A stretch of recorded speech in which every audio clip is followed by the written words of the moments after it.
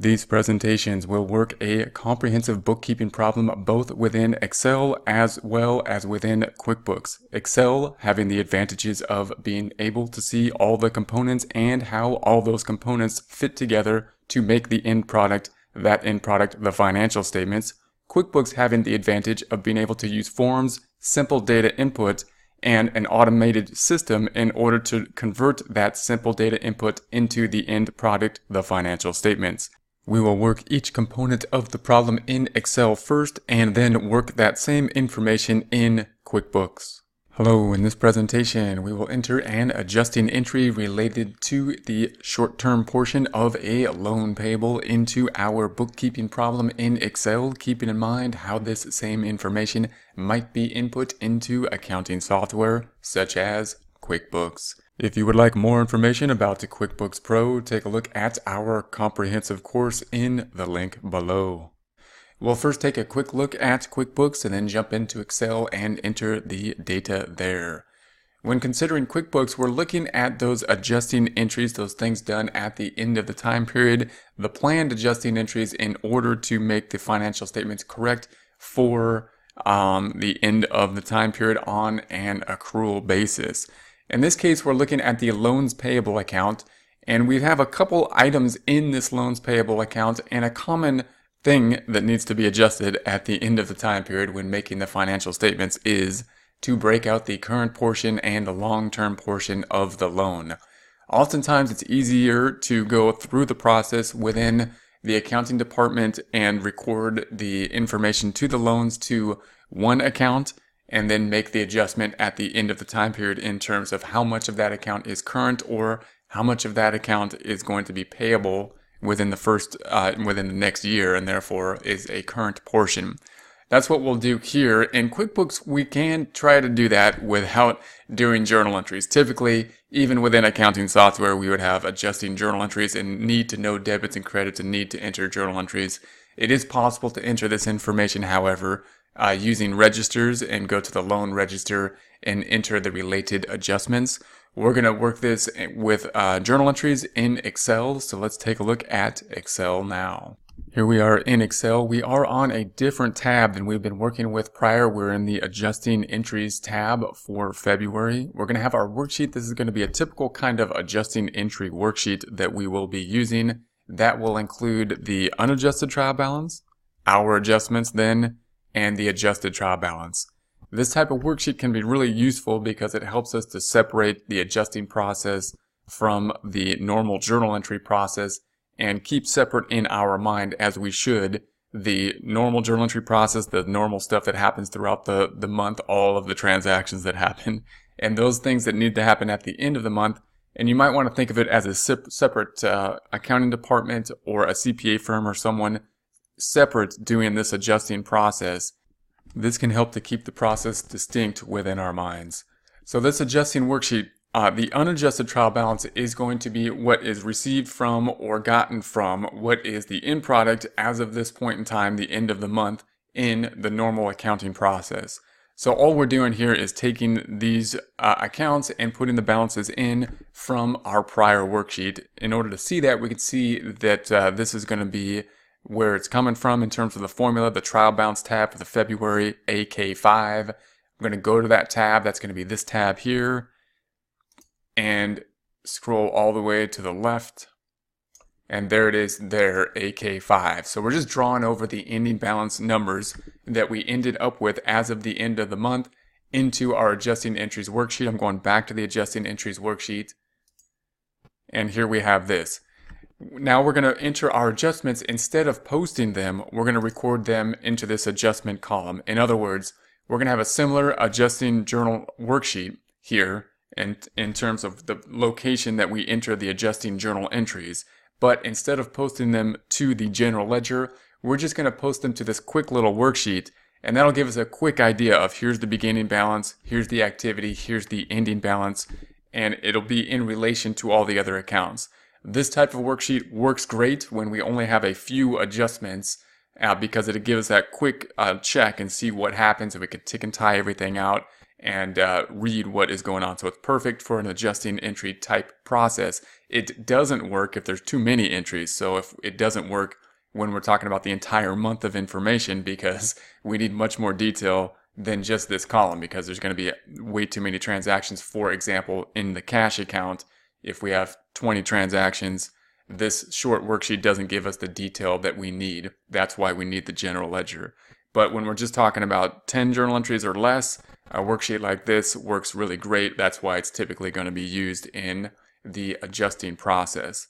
So we're going to go through here and look at these adjusting processes. Once we get the adjusted trial balance after these adjusting journal entries, then we'll make the financial statements from the adjusted trial balance and see how that is put together.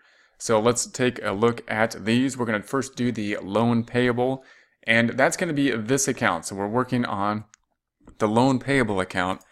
And what we're really looking at in this section is to break out the loan payable between the long-term portion and up here the current portion. So that's going to be the case that the current portion are going to be the amounts of payments that are going to be due within 12 months, within the next year, as opposed to those payments that are going to be due longer period of time than that.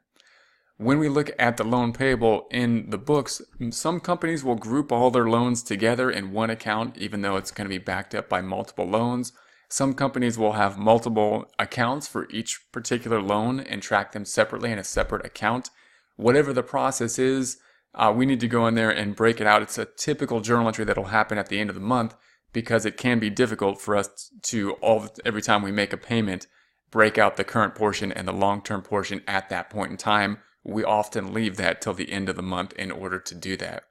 To see the detail in this loan account, we can take a look at the general ledger. We've just pulled over the general ledger from the prior balance in order for us to analyze it and then figure out what our adjustment should be. So here's our loan payable. It started off with this 22 and then we added 50 to it. We are going to basically be saying that that 72 there is all one loan. We made some payments here on the loan, and then we took out another 5,000 increase in the account. This then is actually a second loan. So we're going to be saying here that there's actually two loans that are making up this 74,878. One is for 72,000, which was put in place in two entries, but has been updated. The latest loan is 72,000. The other is 5,000. This is a separate loan that we put on the books when we purchased, I believe, equipment. So we're going to look at this loan first, this short-term loan, and consider the adjustment. Now, I just said it was a short-term loan. We're actually going to adjust this all out because it will be all short-term. We do want to look at the terms, however, and think about what the interest is on this and how this all works out. So in order to do that, we're going to look at the amortization table.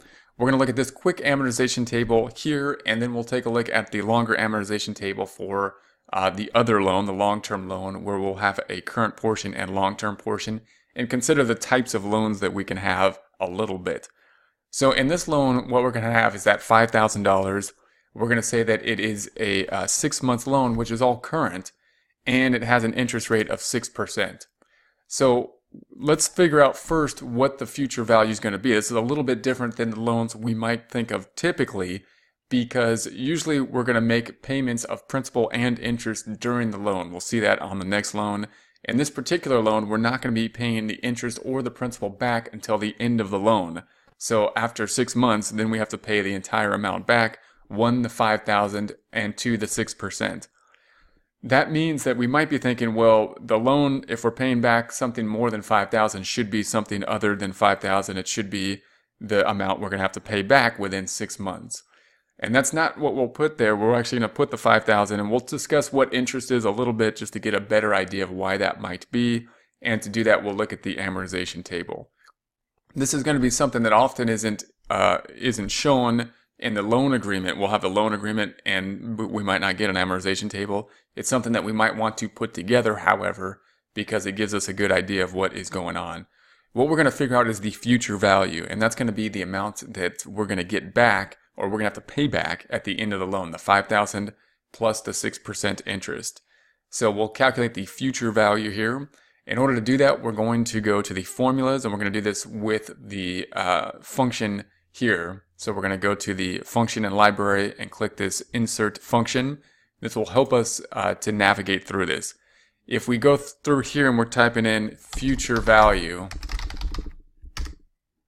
we want to bring this FV, which is going to be the future value, meaning it's going to be the amount that we have to pay back after we have the $5,000 loan after 6 months at a rate of 6%. So this will help us out. This little dialog box will help us input this information in order to analyze this loan. So I'm going to scroll down just a little bit. We've got the rate then. We'll just put the information into here in accordance with what it's asking for. The rate is going to be, I don't need an equals, it's just going to be that 6%. That, however, would be for a year. Because when we talk about the interest, we typically talk about for a year's time period. We don't want that interest rate for the year, however, we want it broken down into monthly amounts here. So we're going to break it down to monthly amounts by dividing it by 12. So we're going to take that 6% and divide it by 12. That'll give us the monthly rate. Then we have the number of periods here. Now this is a little bit tricky because this is the total number of payment periods, it says. And we're not making a payment until the end. So you might think, well, there's only one because we're only going to make one payment at the end. But we want to use the same formula to compound the interest monthly. So we have to say that it's going to be this 6. We're going to have 6 months that will pass. Those are going to be the number of periods at the interest rate, which will be that 6% divided by 12, or the monthly interest rate. And then we're going to say the payment amount is actually going to be 0. Those 6 payments, we're not going to make any payments. It's just going to be 0 for those payments. And what that's telling the computer is that there's going to be 6 times that we want to compound it monthly at the monthly rate of 6% divided by 12, which would be that monthly rate.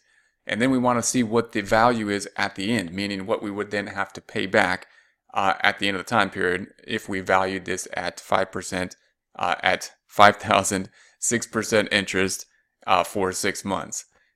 To do that last piece we're going to need is the present value. That's what the value is, of course, right now. When we took out the loan, it is what it is at this point in time. That's the $5,000.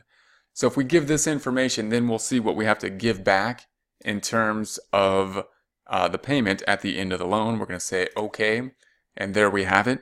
If we make this a negative, if we want to make this a positive number, then I'm just going to double click on this and put a negative in front of the whole thing, and that'll basically tell Excel to take that and multiply it times -1, or flip the sign, and there we have it.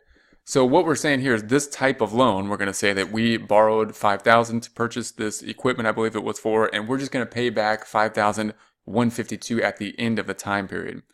Let's see that one more time in terms of the table and see how this will work. And we're first going to generate our table. We're going to say that the payments are all going to basically be 0 because we're not making any payment until the end of the loan. But we're still going to calculate those payment periods.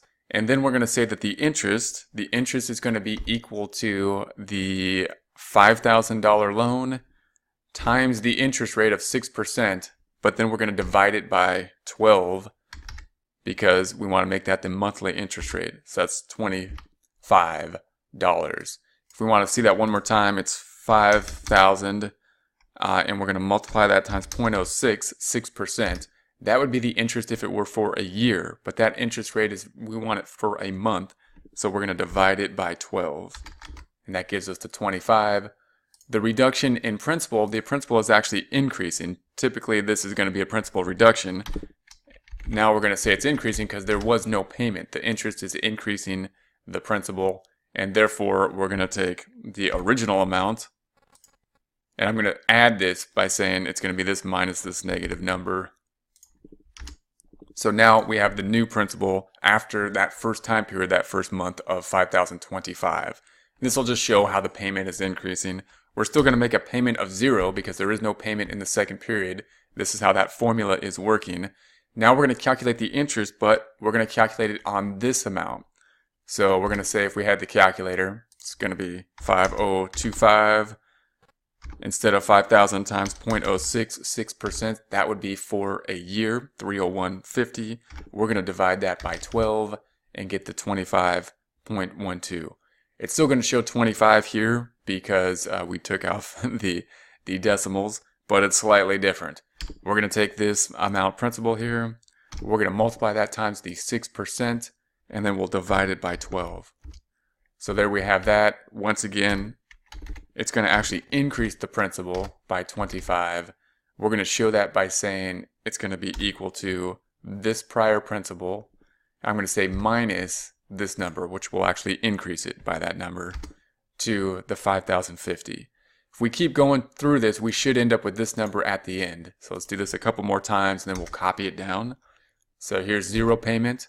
Calculation equals the 5,050 times the 6% divided by 12. Enter 25. This equals the 0 minus the 25, which is actually an increase in the principal. The principal now was 5,050 minus, or that's going to increase because that's a double negative, minus a negative 25, increasing to 5,075. We'll do this one more time and copy it down. Zero payment. Interest equals this 5,075 times 6% divided by 12 months. Tab. Reduction in principal is now this minus the 25. Tab. We now have a principal equal to the prior principal minus, which is going to increase because it's double negative, the negative 25, giving us this number. What we're going to do now is copy this down. If I copy this down, if I highlight this and copy it down, we'll see if Excel gives us the relative references we need. So I'm going to put my cursor, I'm going to highlight these items, put my cursor right there so it looks like that, not like that, but like that. Scroll down and see if it did what we want. First of all, this, I know this didn't do what we want. It needs to be 0. And this doesn't look right, of course, because what happened, this looks right, but it pulled this down. So we need to make that an absolute reference is what's going to happen. And this looks right, and this looks right. I'm going to delete this and make the adjustment we need to make. So I'm going to say, okay, well, this is this times that. This cell is going to move down as a relative reference, and I don't want it to do that. That is cell U6 or U5. So that U5, I'm going to put a $sign in front of the U and a $sign in front of the 5. So it's $U, $5, and then enter. And now let's copy it down and see if it does what we want. So we'll highlight this. We'll put our cursor right on that square and pull that down. There we have it.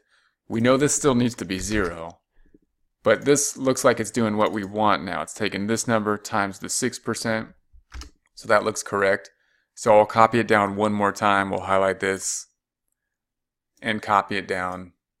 And there we have it. So we're off by, it's $1 off. That's rounding. That's okay.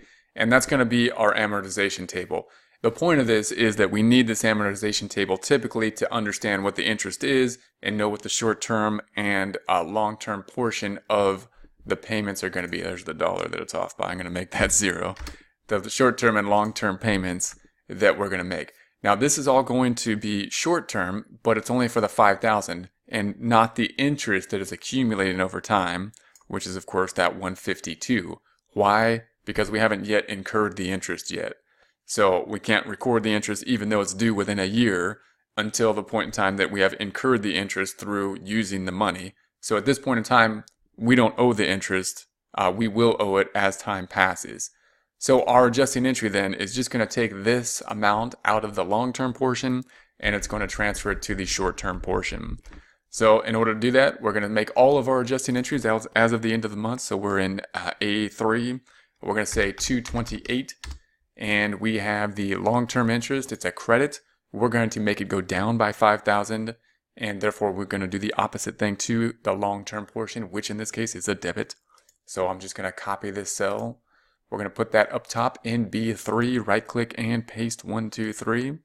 The amount's just going to be for that entire 5,000, that one portion of the loan that is included there. We're going to credit something for 5,000. That then will be the other side, loan payable current portion, which is going to go up by that 5,000. Why? Because these are credit balance accounts. We need to increase it, so we're going to do the same thing to it, which in this case is another credit. So we're going to copy that loan payable in K14, right-click and copy. Put that in cell B4, right-click and paste 1, 2, 3. Then we'll increase the indentation by going to the Home tab. the alignment group and increase the indentation. Then we'll go ahead and post this to the center column, the adjustment column of our account, and then get our adjusted balance. So here's the long-term payable. We're going to scroll down just a bit. It's going to be right there. So right there. So we're in M18. We're going to select equals, scroll up just a bit and point to that debit, and it should bring down this amount. So we're in M18 equals, scrolling up just a bit, pointing to that 5,000. Scrolling up just a bit and pointing to that 5,000, and that brings the balance down from 74,878 down by 5,000 to 68,878. That puts us out of balance, of course, by the 5,000. No effect on net income because none of the blue accounts or the dark blue accounts, the income and expense accounts, have been affected by this transaction. Now we will record the other side, which will be the current portion. So the current portion is here. We're going to be in our adjusting column. We are in cell M14, selecting equals, and we're just pointing to that 5,000 here. That's going to bring this balance, zero balance, up by 5,000 in the credit direction to 5,000. So in essence, we have taken this amount and we've moved 5,000 of it up here. So here's the amount being decreased. Here's the 5,000 we moved to the current portion. When we create the financial statements from this, then this portion of the loan will be in the current portion and this portion of the loan will be in the long-term portion. Note that we are back in balance and there's no adjustment or no change to the net income or income statement amounts calculated here as revenue minus expenses. Hello, in this presentation we're going to talk about an adjusting entry for the loans payable, breaking out the loans payable from one account to two accounts, that the short-term portion of the loan payable and the long-term portion of the loan payable. If you've been working along with us, we will be continuing with the Get Great Guitars problem. If not, that's okay. We will make an adjusting entry to look at our loans payable accounts, breaking out that short-term portion versus the long-term portion when making financial statements. If you have the backup file, you can restore that backup file by going to the File tab and restore to this point. We currently have the Open Windows list open, and in order to open that, we'd go to View at the top and the Open Windows list item. The only open window we have right now is the Home tab. In order to open the Home tab, go to the Company tab and the Home tab. What we're going to do now are some adjusting entries, and in order to do so, we will first look at the financial statements and do some adjustments to those financial statements in accordance to accepted accounting principles. So we're going to go up to the reporting up top. We're going to go to Company and Financial and scroll down to the Balance Sheet Standard. We're going to change the date. I'm going to do that by going to the date range and work on the date that we are currently working on, which is 01/01/212. So that's January 1st, 2021 to February 28th, 21. So this is going to be for that 2-month time period that we are running this report for. We're going to select OK. And what we're focusing in on here will be the loans payable account. So when we actually present these financial statements to outside users, we typically would need to break out in the current and long-term portion of the loan that we have outstanding. So here's our loan right now. There's our loan payable account. It's often useful for us to use one account to record to, because that amount will change as we go when we make more payments. So it's good to make a system in terms of how we're just going to make payments to it. And then when we report it, or when we want to make decision making on the financial statements, it's useful to have the current portion broken out of this loan amount so that we know how much of it is going to be due relatively soon, so that we can make decisions based on that. If we present it also outside the company, we would need to break this number out. If we double click on this number and look at the detail of it, we see that we started with a 22, we took out 50,000, another loan, and then we took out another 5,000 down here. These two we're going to say are the same loan that we took out to get to that 72,000. So we have a one loan at $72,000 in other words. And then we took out this other loan when we purchased furniture and fixture. This is the one we're going to focus on here. When we put this loan on the books, we put it just into the loans payable account that we have. But now we want to break out the current portion. And we're basically going to say that this loan is just a loan that's going to be due within 6 months and therefore all current. So this is going to be a current loan. Let's take a look at the amortization table just to get an idea of that and how the two loans, how these different loans could be put together. And then we'll just recategorize this loan to the current portion of a loan. These will be our amortization schedules. So this loan, we often just have the terms, but just to give an idea of the loan, we're going to say it's a $5,000 loan we took out for the equipment. It's going to be paid in 6 months, and the rate is 6%. We're going to say that this loan, we're just going to pay at the end. So we're going to pay back both the loan and all of the interest at the end of the loan. Note that loans can be set up in many different ways in terms of how the interest will be paid, how the principal will be paid. Next time we'll take a look at a loan that's set up more like a traditional loan in terms of a mortgage, where we pay back some of the interest and the principal on that $72,000, where we will have to break out a short-term and long-term portion. But this one, we're going to put it all in the short term, but we do want to make some distinction about what is interest and do we have to include interest. And in order to do that, let's look at the amortization table.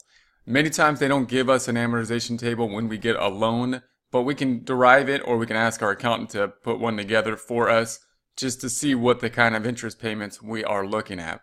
So if we have a $5,000 loan, it's going to be due in 6 months and the interest rate is 6%, and we're just going to pay it all back, interest and principal, at the end of the loan. Then how much are we going to have to pay back? We can do this type of calculation. Within Excel, there's a fair value calculation, or a future value calculation, I should say. And there's a couple ways you can find it. One is you can go to the icon here and type in future value calculation. And it's this future value right here. If you go through that section, you can say OK and go through the little boxes that they have here. The rate is going to be 6%, but that's per year. And we're going to divide it by 12. For a per month rate, because we're paying every month. That's the trickiest part of this calculation, or pretty much the trickiest part. The number of payments is going to be 6, even though there's only going to be one payment. And with this type of loan, again, that's a little bit tricky to see. We're going to make the payments, however, 0. So the point of this is saying, hey, instead of having an annuity where we have constant payments, we're going to use a similar valuation field. We're going to use the same kind of function, but we're going to say that there's 6 payments of 0, just to tell the computer there's 6 periods that we need to compound the interest over. And then we're going to use this field that we wouldn't really need for an annuity, but we do need when we do this present value of 1 calculation, because of the way we did this number of payments and the payments being 0 and that present value being the 5,000. So if we enter this data, we can see that we're going to have to pay back 5,152. If I want to make that a positive number, then I can go to this formula, I can double click on it, and I just want to flip the sign. So I'm in front of the formula, I'm going to just put a negative, and that basically says, hey, multiply this times -1, and that'll flip the sign so the payment will be positive. So that's what we're actually going to pay at the end of the time period. So then our question is, of course, how much of it should be short-term versus long-term on the balance sheets now, given the fact that we're going to pay $5,152 at the end of the time period. Just to see this accrual one other kind of way, if we put this into our amortization table, which we'll do in the long term as well, we're going to say the payments, again, are 0. The interest per month is going to be $5,000, the principal, times the 6%, divided by 12, that's the interest rate per month. Well, that's going to be the interest per month. And then the reduction in the principal is actually going to go up. It's going to be an increase in the principal because the payment is not greater than the interest. So there's going to be an increase in the principal. And in essence, we are owing this 5,000 is increasing by the amount of interest. And if we do that, if we continue to do that, we're basically saying there's no payment for each of these periods. We're saying the interest now is going to change. It's going to be this new principal after the first month times 6%. and then we're going to divide that by 12. That would be per year. We're going to divide it by 12 for 12 months. Another 25. We're going to say the principal deduction then of course is the 25, and this this minus that is going to increase it to 5,050. And if we continue this process down for the 6 payments, the interest will change. What did I do? I'm going to take this number, needs to be an absolute value. So we're going to say in B3, going to make that absolute value. So when I copy it down, it'll take that cell every time. And then if we do this and copy that down, we should get to this number here. So this number matches. So that's just an idea of the amortization schedule. We'll have to do that, and it'll make more sense. It'll be more necessary when we do the long-term portion or the short-term and long-term portion of the long-term debt, which has both a long-term and short-term portion. What we want to see here, what we want to note here though, is that the interest rate, the loan is for $5,000. We know we're going to have to pay within the year $5,152. However, we're just going to be dealing with the $5,000 now, because this 152 has not yet been earned, and therefore even though we know we're going to pay it within the short-term time period, within a year, we're not going to include it until it's actually been earned. So if we go back to QuickBooks then, I'm going to close this back out. All we really need to do is move this portion up, 5,000 of this long-term loan payable, into the current liabilities, which means I need another account up here for the current loan payment, and it needs to be an other current liability type account, and we need to move 5,000 to it. A couple ways we can do this. One, the most traditional way is to make a journal entry, and we would go to company and make journal entry, and we can make a journal entry in that format, and we would debit the loan payable, decreasing it, and credit the current loan payable, increasing it. But if we want to try to do the adjusting entries without knowing debits and credits, we could try to do this with registers. So we will do it with registers. We won't try. But we'll go to the loan payable register and say that this needs to go down by 5,000. And then we'll put the other side to a new account we'll make, which is called other current payable. So we're going to do this without debits and credits, even though they're adjusting entries, if we can. Well, we will be able to. So we're going to go to banking. We're going to use registers, and we're going to go down to the liability accounts, and we want this loan payable, and say okay. So we're going to have a register, kind of like a check register. It looks like a check register, but it's really the register of the loan payable account. There's our balance in it. We want to decrease it. So as of the end of the month, as of 02/28/21, we want to decrease this by 5,000. And then we're going to move that to the other account, a new account we're going to create, and it's going to be called, let's call it loan payable current portion. Well, let's call it loan payable current. What happened? Loan payable current. All right, and so we're going to say tab, and it's going to ask us if we want to add a new account, and we do. We will set that up then, and it's not going to be an expense, so make sure we change that drop down. We'll change this drop down to other current liabilities. So we want to make sure it's a current liability, and selecting that item. Everything else should remain the same. So we're going to say save and close, and we want to put here that it's adjusting entry, so maybe ADJ for adjusting entry, and it's going to be to break out current portion of loan, something like that. Make sure to select tab or enter and make sure we're on the next line, and then when we go to the balance sheet, it should adjust. So if we go to the balance sheet, looking in the current portion, then we see that 5,000 there has been brought up to the current portion, double clicking on it. We see the 5,000 here. We see our memo. Double clicking on that takes us to the register. Closing this back out. Closing this back out. If we scroll back down, we see the long-term payable here.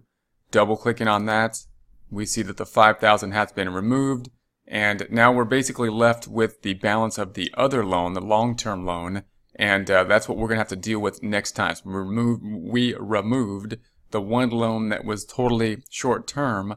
The other loan we have in place has a short-term and long-term portion, so that one's going to be a little bit more difficult because we'll just have to remove part of it. So now that we've seen one loan that's completely short-term versus long-term, next time we'll try to look at these we will look at these amortization tables and see the portion that needs to be moved when part of it is short-term and part of it is long-term.